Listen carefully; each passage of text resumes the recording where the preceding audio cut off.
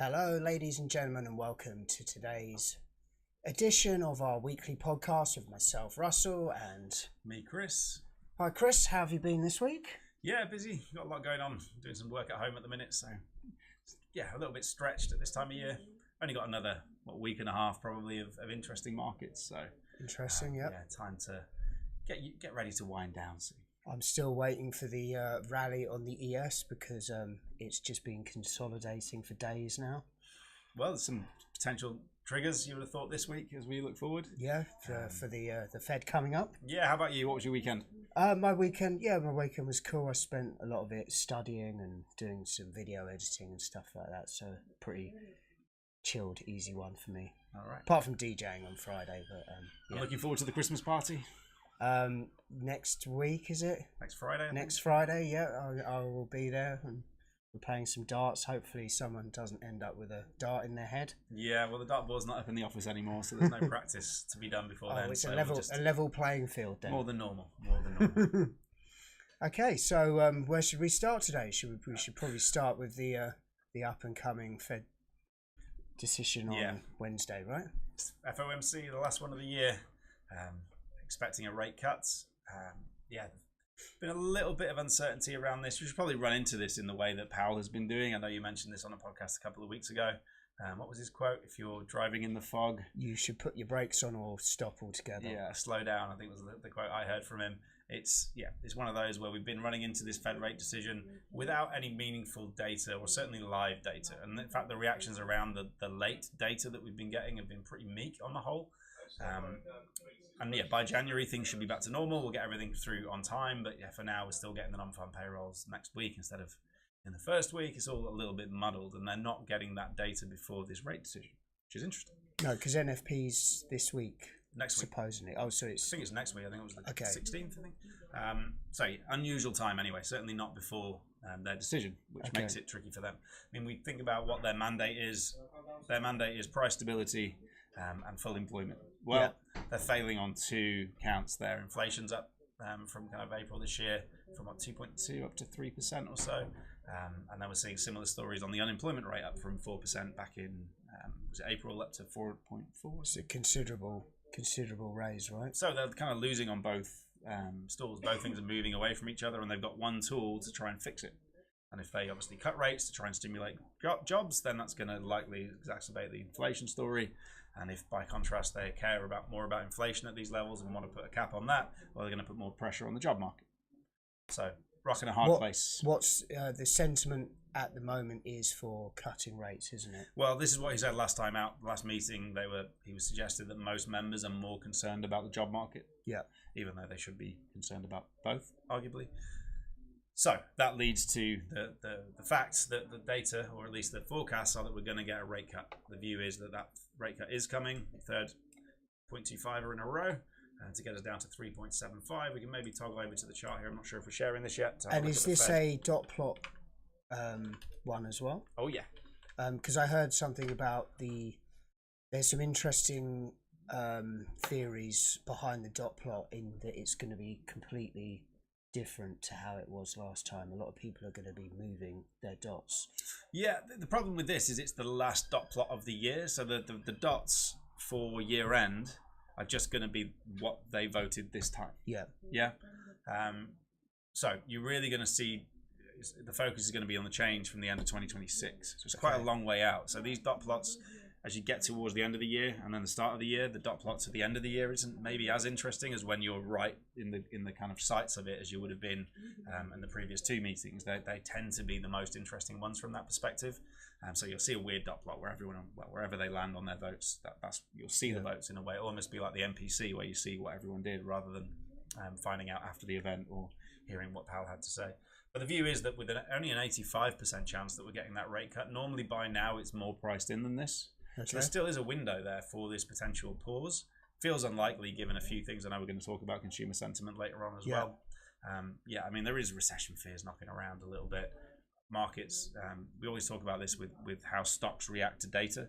So sometimes currencies are pretty simple, right? If there's high inflation or there's recession fears, good news is good for the currency, right? Black and white. Yeah. whether it follows through in the immediate aftermath is another question. But certainly in those moments around the news, that's what happens. Stock markets tend to change and flip-flop from good news is good news to good news is bad news. Okay. Right? Or more reasonably now, bad news is bad news or bad news is good news. And last week the ADP numbers were pretty nasty, sent the market down a little bit, although a lot of that was to do with the Microsoft news that came out shortly afterwards as well. But certainly the stock markets were down on bad news. We had a -32 print on the ADP figures. People are focusing more on that now because of the fact that we aren't getting non-farm payrolls. So that might be the only look that we get at the data until we get this one next week in terms of jobs. But stocks were reacting poorly. So I feel like they are kind of definitely more focused themselves on recessions. When bad news is bad news, it tends to be a recession story. Yeah. If inflation's the fear, bad news is actually good news because it's going to bring the inflation down. So the markets are more focused on recessions than inflation from that perspective. And if the Fed are the same, which it looks like they are, then I think that rate cut will come. Yeah, we were discussing this before the right before the stream. It's interesting that we're talking about recessions, but all the stocks seem to be doing well. But oil, sadly, is on the flip side of that, right?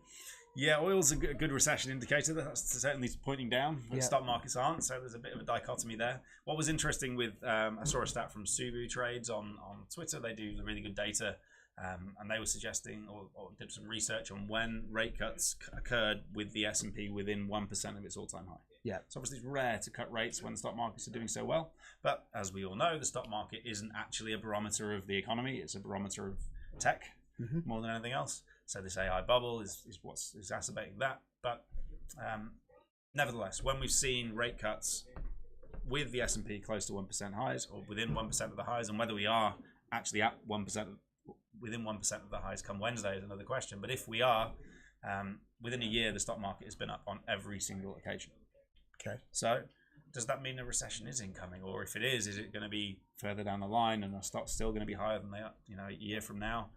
Certainly the data would suggest so if we get that rate. Well, I mean, the stocks rallying still could just be indicative to this AI bubble that we're in, just helping that growth.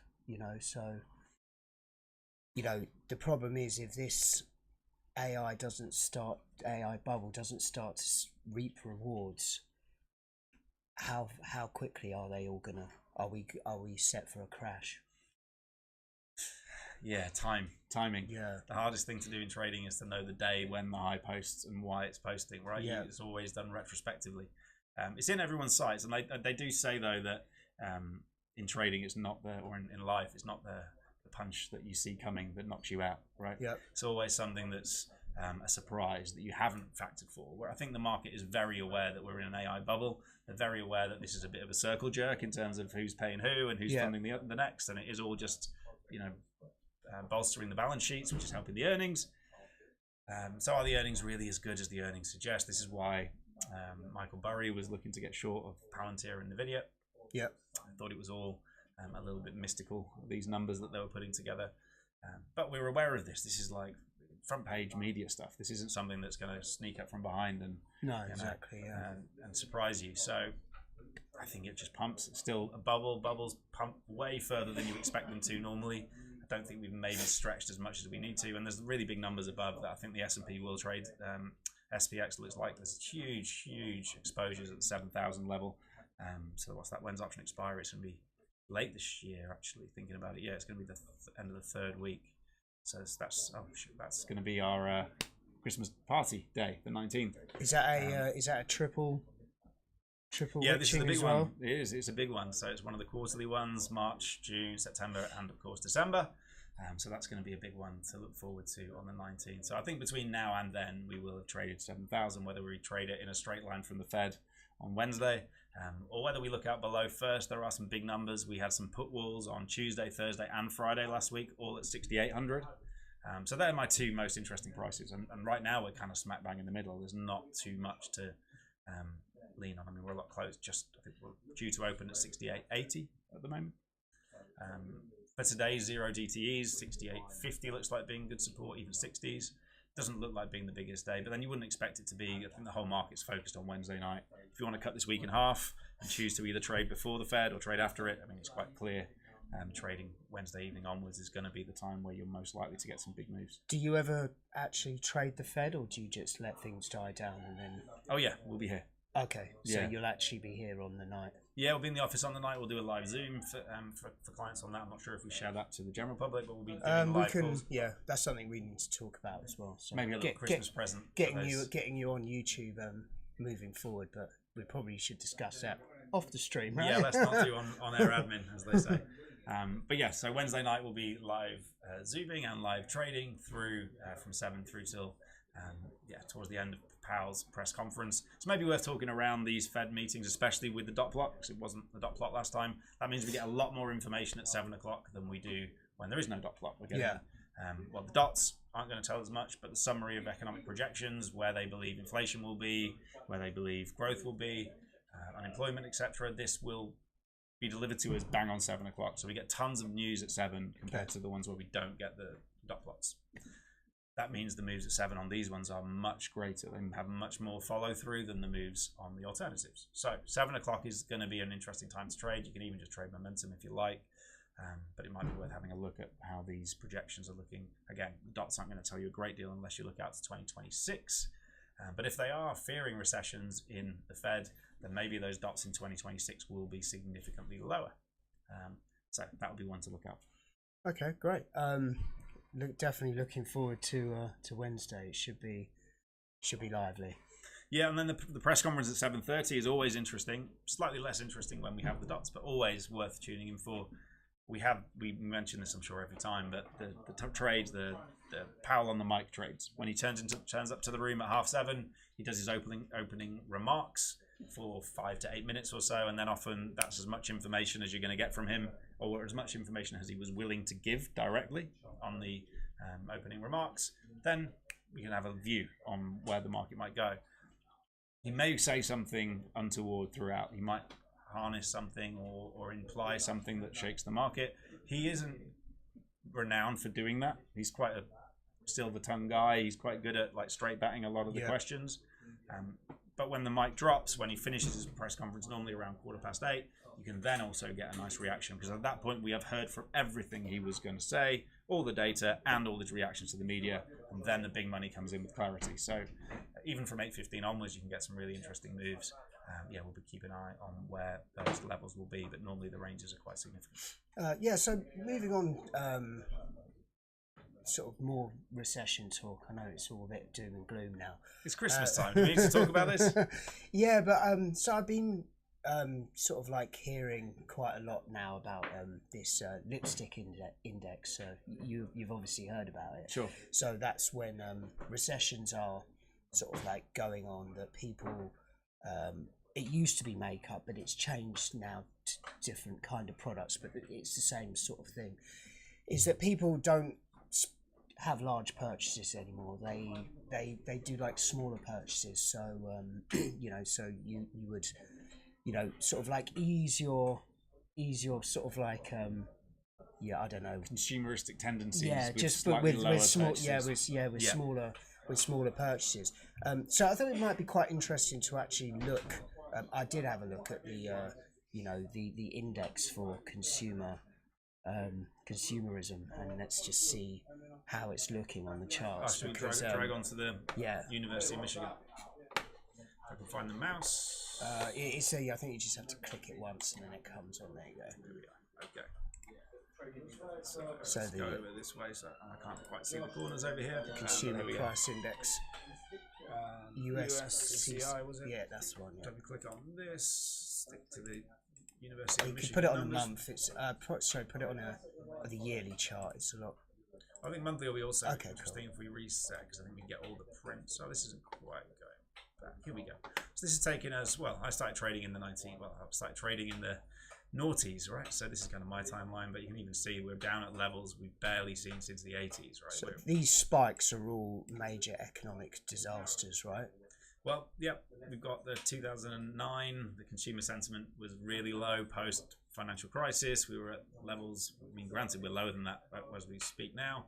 2011, we got like Greek European debt issues. Here is actually not COVID, it's the inflation push that we had out of COVID. Around these levels, this is weakness in consumerism and sentiment. And sentiment is, it's known as soft data. Yes. This isn't how much people are spending. No. This is how confident they are. But it's deemed to be a soft piece of data. The more confident you are, the more confident your spending habits will be. You'll spend more. When your confidence is low, it makes sense that the spending will be lower. In fact, there was the Gallup index that I just saw before we came on air, that was saying that this current spending through, I think it was October, November, was the lowest we've seen on record since 2005. Right, so it only counts for these lows here, but the spending is showing up weak compared to normal, even worse than in 2008 actually, and as is the sentiment. Overlaying the S&P, you might want to have a look at how the stocks reacted around these levels. Now, I've probably change this to be slightly more easy to visualize. So at these lows from 2008 into these lows at 2009, this was into a big sell-off in the stock market. This was like a 50% decline in the S&P, right? We were in it, right? Okay, we're not in one. That's one of the differences from there. Similarly, this moved down in 2022. We were in a washout. Now we're in this territory without a washout. We even had a little one in here in 11. I mean, when this is not washout territory, is it? Definitely not. No, this is stretching. So it's very unusual to see it here. But normally the reaction in the immediate kind of months after this, you know, you don't have to stretch more than 3-6 months away before the kind of V shape occurs. I mean, we aren't getting the down. That's the only thing that makes this slightly different. So the main question is, if the sentiment is not to spend, but obviously companies must be, and they are, still earning, right? Where is this money coming from then? Well, there's a lot of money in the system. That's what caused the problem in 2022, right? We had a huge asset appreciation, and it's still kind of filtering through, arguably, that all the money that was printed in post-COVID, the thing that created all that inflation in 2022. In reality, the S&P 500 is not an index of economic strength. It is an index of how well the tech stocks are doing. So if you probably take out the Mag 7, so you get like the S&P 493, whatever they used to call it. So everybody else, these guys aren't performing as well. I mean, it's not, granted, it's not kind of 50% decline territory either, but it isn't quite as V-shaped. Is there a line on TradingView for just those? Maybe we could have hopefully someone's made one. S&P 493. No one's done the S&P 493. No, it's not going to find it for us on here. But yeah, these companies are typically less, well, they have been less of a success story than the tech stocks on the whole. So the tech stocks really are supporting the S&P at the moment. So yeah, the Dow might be a more interesting one because, granted, you do have Microsoft taking up quite a large component of the Dow. And in fact, if you look at the Dow Jones, maybe we can, in fact, let's just toggle to the Dow Jones futures now anyway, and I'll overlay the NASDAQ. Because this kind of tells me a story. NASDAQ, obviously, where the tech stocks are more weighted than even the S&P, although the big companies are still the same. If you zoom in on this a little bit, we'll have to go to slightly shorter time frames. Where am I looking here? Yeah, relative to these highs that we had back in mid-November. Now, we have the Dow in the bars here, we have the NASDAQ in the blue. The NASDAQ has gone and superseded these recent highs. The Dow has not. So it's tech that is currently once again outperforming. Relative to a broader basket of companies that are typically less tech related. So this is still bubble time. It's still blowing. They're still pumping, pushing it up. As I say, these bubbles can push and push and push. Wouldn't read too much into it. I'm more interested in the flow short term. I don't think you need to be too early to the recession washouts when they come. They tend to be quite pervasive when they come through. So yeah, you don't get rich, or you certainly haven't got rich trying to call the top in stock markets too often. Maybe Michael Burry's the only man, and even then he had to eat some crap before he made that money back in 2008. So how is Bitcoin faring at the moment? Bit better today. For all our crypto traders out there? How are the crypto bros? Not been their best time, has it? But it's finding a footing. After what was, again, we've done this before, but the overlay of the NASDAQ versus this, these are very unusually diverging from one another. So it's taken quite a meaningful rally in the stock market, bearing in mind this is a 5% decline. Yeah. More than 5% on the NASDAQ. We're not far off the highs. Yet, Bitcoin has done absolutely nothing. It's kind of like bear flagging its way up here. So if we do get a downturn and you want to be short, maybe crypto is a nice place for that extra beta, that extra risk-adjusted percentage declines. You might want to draw a little flag trend line for a break on this. Yeah, you can just see, I mean, you have to be a genius to see how underperforming the Bitcoin is compared to US stocks right now. Yeah, well, I mean, at least it seems to be making its way back up. This does not look like a buy to me from a purely technical perspective. No. Yeah, this is a spluttering rally, dead cat bouncy sort of stuff to me. Okay, but well, you know, at least we're seeing some. At least we're not seeing a further decline, right? Not yet. Not yet. Yeah, early days yet. We'll be back next week. Well, let's not hope. Let's hope not, right? Yeah. Okay, so is there anything else that we want to cover today? Maybe we could have a look at oil. That's probably doing exactly the same thing as it's normally doing, because I'm not sure much has changed in the oil.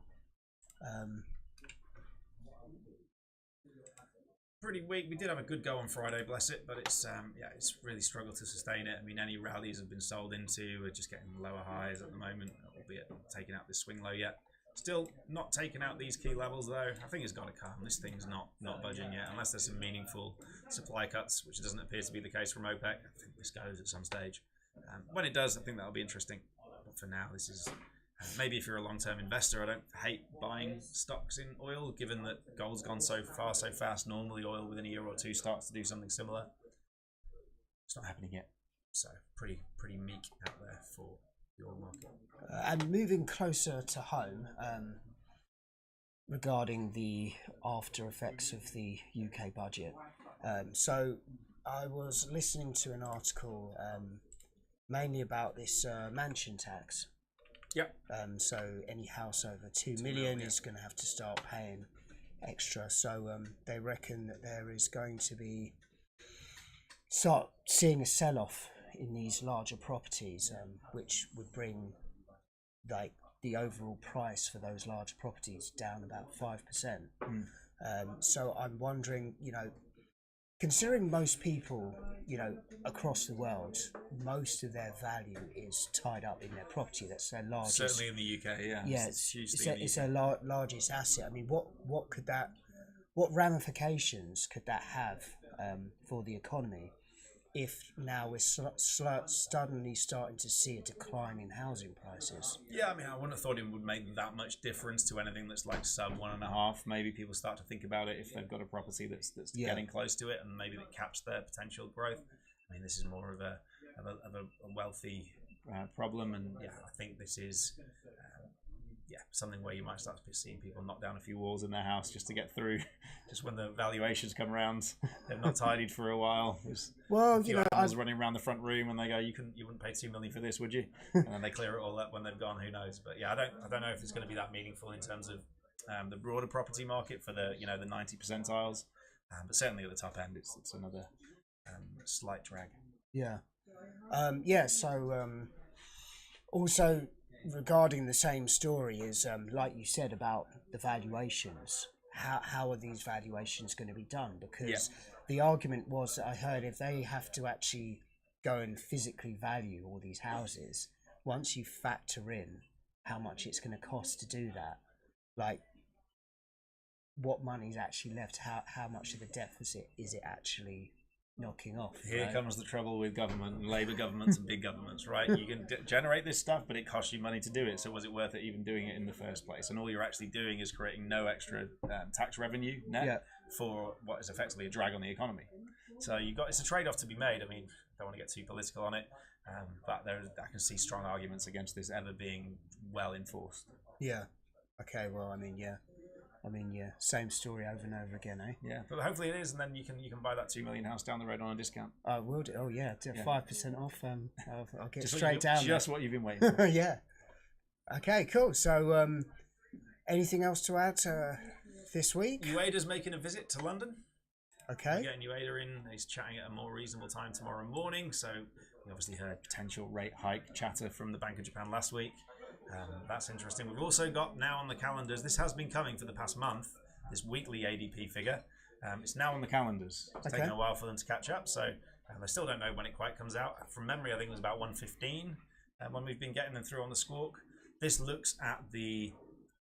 Okay, so this isn't actually a weekly one. It's based on this recent week's data extrapolated over a month, if that makes sense. So if it was last week was plus 1,000, then the number will be 4,000. That's kind of how they ramp it out. But this has been poor. We had a minus 13,000 figure, right? Which was it's really bad. Yeah, that we had. That makes it worse than the monthly figure that we had from last time. So it has been nudging down on the ADPs, and this is all in a time when it's been, in the fog when it comes to data. So I think this will be interesting tomorrow. Whether the Fed care about it, I don't know. And then we're also ramping 2 JOLTS numbers back to back, September's, and then the randomly the late November one. I'm not sure where the October number is. I don't think we're ever going to get it. Maybe they'll. That'll make things slightly different and slightly difficult, I think, trading these news events. Still waiting for next year, I think, before we can lean on them too much. Loads of rate decisions. We've got the Reserve Bank of Australia on the rates. Before the Fed, we've got the Bank of Canada. After that, in the morning, we've got the Swiss National Bank. So there's a big week of rate decisions. I think we're out next week as well. So it's the time of year where they're all quite condensed because everyone's trying to polish things off before they can go out and do their Christmas shopping. So there's more taking it further afield, and there's more discussions this week about the end of the Russia-Ukraine war. So that's kind of stagnated at the moment. They're kind of at a stalemate. So hopefully some more, negotiations can be had on there. And so, for all the traders out there, right, when they hear that the war is over, it's a Christmas song, isn't it? When they hear that war is over, what are your safe risk on, risk off assets? What's the safe trades to take if you want to follow a end of war momentum trade? Wow, good question. I mean, stocks typically do pretty well in war. US stocks, there's quite a few big war companies and defense companies who've done very, very well this year, especially in Europe.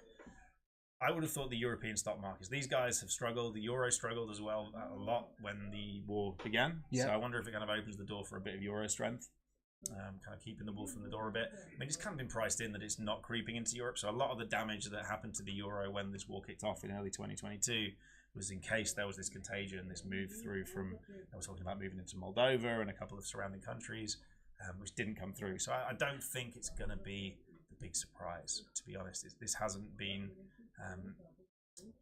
what's the word? Like, hasn't been, running away from itself for a long, long time, this war. It's been relative stalemate anyway. So to be honest, I'm not that keen on kind of macro post-war trades. Maybe so we couldn't see a gold sell-off, no? We could, but I'm still bullish gold, just fundamentally. I think it's in such a good place. More of a buyer on dips on gold. But I'm bringing this up to show you how weak it has actually been of late relative to the dollar weakness. So in blue, we have the dollar index weakening.